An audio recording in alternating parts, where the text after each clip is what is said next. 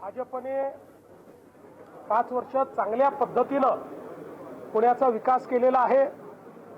त्यामुळे कदाचित पुण्यामध्ये राष्ट्रवादी काँग्रेस आणि भारतीय जनता पार्टी अमोरासमोर लढताना त्या ठिकाणी पाहायला मिळतील। पण असं असलं तरी ही मैत्रीपूर्ण लढत असेल, याच्यामध्ये कुठेही कटुता नसेल। सर, नागपूर महापालिका आणि इतर दुसरी महापालिका आरक्षणाचा जो मुद्दा आहे त्यावरून देखील निवडणूक आयोगाने भाष्य केले की सुप्रीम कोर्टाच्या आदेशानुसार आरक्षणाचा मुद्दा का करेक्ट आहे। नागपूर महानगरपालिका आणि चंद्रपूर महानगरपालिकेमध्ये आरक्षण हे 50% वर गेलेलं आहे।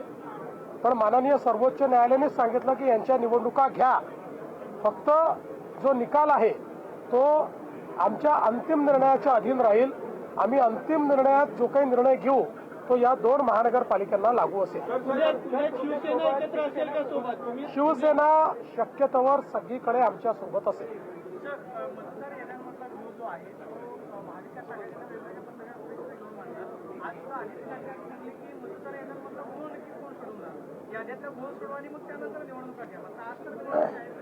असं आहे की याद्यांमध्ये अनेक ठिकाणी घोळ आहे, हे आम्ही देखील दाखवलेलं आहे। पण त्याकरता निवडणुकाच घ्यायच्या नाहीत असं करता येणार नाही।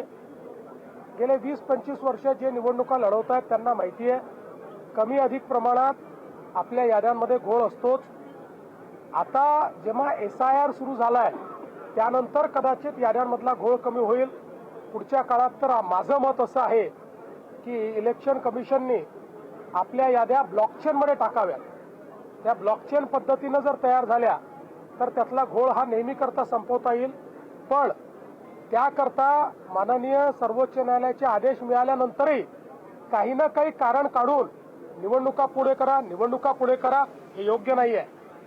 या ठिकाणी स्थानिक स्वराज्य संस्थेमध्ये निवडून आलेले प्रतिनिधी असले पाहिजेत, त्यांच्यासाठी स्थानिक स्वराज्य संस्था असली पाहिजे आणि म्हणून आमची मागणी आहे की या निवडणुका वेळेवरच व्हाव्या। महापालिकेत ठाकरे देखील एकत्र येण्याची शक्यता आहे। दोन्ही ठाकरे एकत्र आले तर भाजपला धोका असेल इच्छुक आहेत असं म्हटलं जातं। 20 ते 25 नगरसेवक तुमच्याकडे येण्यासाठी इच्छुक आहेत, तर तुम्ही काही इन्व्हेस्टमेंट करणार आहात काय? असं आहे की महाराष्ट्रामध्ये आमच्या पक्षात येण्याची लोकांमध्ये ओढ आहेच। आता कोणाला घ्यायचं आणि कोणाला घ्यायचं नाही हे आमच्या पक्षाचे अध्यक्ष आणि त्या ठिकाणचे आमचे प्रमुख नेते हे मिळून याचा निर्णय घेतील। याचा काही सरसकट कुठलाही निर्णय नाही। सर, ठाकरे दोन्ही बंधू एकत्र येत आहेत हा एक पक्का निर्णय आहे आमचा आणि त्या ठिकाणी शिंदे साहेबांचं ठरलंय की एकमेकाचे घ्यायचे नाहीत। ठाकरेंचे काय सर, दोन्ही ठाकरे एकत्र आल्यावर तुम्हालाही फटका बसेल? मुंबई महापालिका आहे, कुठलाही फटका नाही। दोन्ही ठाकरे एकत्रित आले तरी नाही आले तरी, दोन्ही ठाकरे एकत्रित आल्यानंतर काँग्रेसही त्यांच्यासोबत गेली तरीही मुंबईकर भारतीय जनता पार्टी शिवसेना आमच्या महायुतीलाच निवडून देतील। कारण आमचा कारभार, आम्ही केलेला मुंबईचा विकास आणि मराठी माणसाचं आम्ही जोपासलेलं हित हे सामान्य मुंबईकरांनी पाहिलेलं असल्यामुळे मुंबईकर आमच्यासोबत राहतील। तर पिंपरी चिंचवडमध्ये काय राहणार आहे? पिंपरी चिंचवडमध्ये 98 दाखले दिले गेल्याची एक आकडेवारी समोर आली, तर तुम्ही म्हटलं तसं पूर्ण छाननी म्हणूनच दाखले दिले। पहिल्यांदा तर आपण एक लक्षात घ्या की 98 दाखले दिले गेले असं आपण सांगतो, पण मागणी पण 500ची झाली आहे। म्हणजे असं नाही आहे की लोक मागणी करतात आणि दाखले मिळत नाही आहेत। जी मागणी आली त्या तुलनेमध्ये सगळी त्या ठिकाणची छाननी करून ते दाखले दिले जात आहेत। ही प्रोसेस आहे, त्यामुळे प्रोसेसमध्ये जे बसतायत कोणालाही दाखले डिनाय केले जात नाही।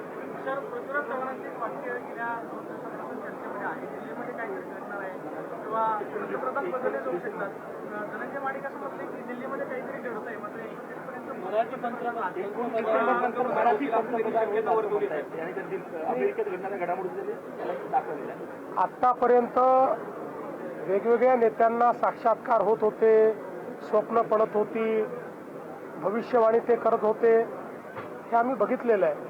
पण पृथ्वीराज बाबांसारखा ज्येष्ठ नेता जे महाराष्ट्राचे मुख्यमंत्री राहिले, PMOचे मंत्री राहिले, त्यांनाही असे साक्षात्कार व्हायला लागले तर मात्र निश्चितपणे मला असं वाटतं की त्याच्यामध्ये काहीतरी थोडं काळबेर आहे। पृथ्वीराज बाबा एक अतिशय चांगले नेते आहेत, त्यामुळे त्यांचं आरोग्य उत्तम राहावं अशी आमची त्यांना शुभेच्छा आहेत.